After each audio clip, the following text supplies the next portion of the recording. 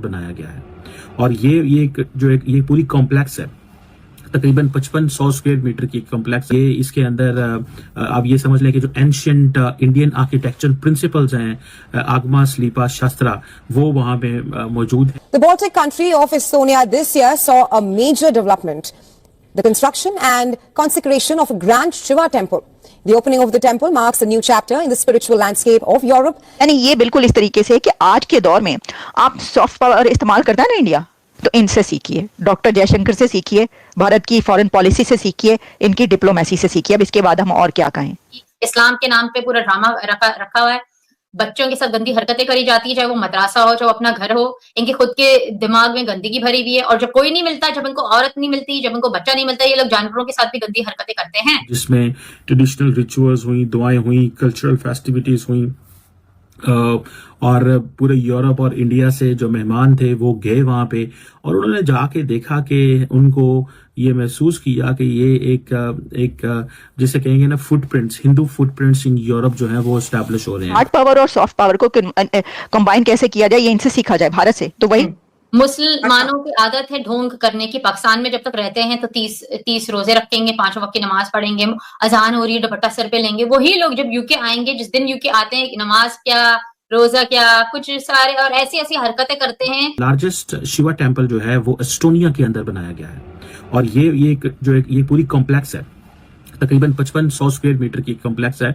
और ये इसके अंदर आप ये समझ लें कि जो एंशियंट इंडियन आर्किटेक्चरल प्रिंसिपल्स हैं, आगमा स्लीपा शास्त्रा, वो वहां पे मौजूद हैं। और दूसरा ये है कि इसके अंदर जो एक सेरेमनी अंदर हुई थी जिसमें ट्रेडिशनल रिचुअल्स हुई, दुआएं हुई, कल्चरल फेस्टिविटीज हुई, और पूरे यूरोप और इंडिया से जो मेहमान थे वो गए वहां पे, और उन्होंने जाके देखा कि उनको ये महसूस किया कि ये एक जिसे कहेंगे ना footprints, Hindu footprints in Europe जो है वो एस्टैब्लिश हो रहे हैं। देखने की तो हमें इस चीज का पता है कि ये बड़ी तादाद के अंदर इंडियन्स ऑलरेडी हिंदूज मौजूद हैं, जो कि सारी बात है चाहते हैं कि उनकी जो रिलीजियस प्लेसेस हैं वो एस्टैब्लिश हों, जो कि सारी बात है हर मजहब का एक फंडामेंटल राइट है और होना भी चाहिए। जैसे मुसलमान चाहते हैं कि दुनिया के अंदर जो मजहबी इबादत को करने के लिए मसाजिद होनी चाहिए, इसी तरह हिंदुओं का भी हक है, सिखों का भी हक है, ईसाइयों का भी हक है।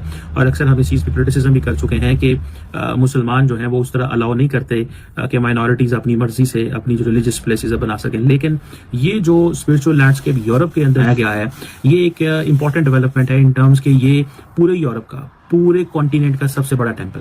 मुझे ऐसे लग रहा है कि under the leadership of Narendra Modi, India जो है वो अपनी जो जिसे कहते हैं ना कि अपनी सॉफ्ट पावर जो है वो तो उसने एस्टैब्लिश की, लेकिन अब वो जिसे कहते हैं ना कि वो अपनी आइडेंटिटी को, अपने जो रिलेशंस को, या अपनी जो जिन मुल्कों के साथ इकोनॉमिक बिजनेसेस उनके बहुत अच्छे हैं, उनके साथ चीज़ों को रीड्रॉ कर रहे हैं।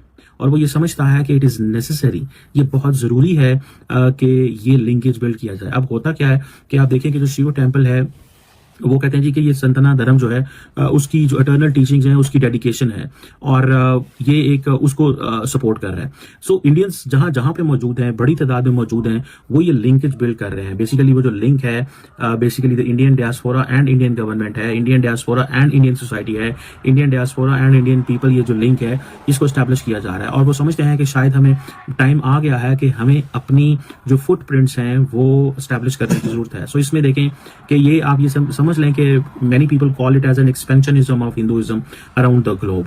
ये एक एक्सपेंशनिज्म है जो कि पूरी दुनिया में वो है। अब जारी बात है, जब यूरोप के अंदर एक एस्टोनिया को पे किया गया, वहां पे सेक्रेड स्टैचूज जो हैं वो रखे गए हैं। फिर लॉर्ड जो करपागा नादर है वो है, मदर जो ब्रहान नयागी हैं, ये सारी की सारी जो जिसे आप कहेंगे ना कि ये जो सेक्रेड स्टैचूज है वहां पे उन्होंने रखे हैं। और ये बेसिकली वो जो लोग वहां पे जाते हैं उनको वो कहते हैं जी कि एक डिवाइन एनर्जी जो है इससे मिलती है। नाम के नाम पे पूरा ड्रामा रखा हुआ है, बच्चों के साथ गंदी हरकतें करी जाती है, चाहे वो मदरसा हो चाहे वो अपना घर हो, इनके खुद के दिमाग में गंदगी भरी हुई है। और जब कोई नहीं मिलता, जब इनको औरत नहीं मिलती, जब इनको बच्चा नहीं मिलता, ये लोग जानवरों के साथ भी गंदी हरकतें करते हैं। अब ये आप मुझे बताएं, इस घटिया इंसान ने एक पाक जगह समझी जाती है मस्जिद, वहां उसने गंदी हरकत करी। अब वहां कोई किसी का दिल जाएगा नमाज पढ़ने के लिए? कोई जाएगा वहां पर नमाज पढ़ने के लिए? क्या लोग सोच रहे होंगे? और वो बोल भी रहा है मैंने कुछ गलत नहीं करा, मैंने कुछ वो नहीं करा। इसने मुसलसल गंदी हरकतें करी हैं क्योंकि इसको मजा आ रहा था गंदी हरकतें करने में ऐसी जगह पे जहां पर अलाउड नहीं है। देखिए फोन जो भी पाकिस्तान के लोग फोन बहुत देखते हैं, वहां पर भी सुना कि पाबंदी हो रही है। अभी मैंने इंटरव्यू दूसरा भी दिया, उसमें वो ये बोल रहे थे कि फोन के ऊपर क्रैकडाउन होना चाह रहे थे। तो पाकिस्तान के लोगों की जहनियत बहुत गंदी बन चुकी है।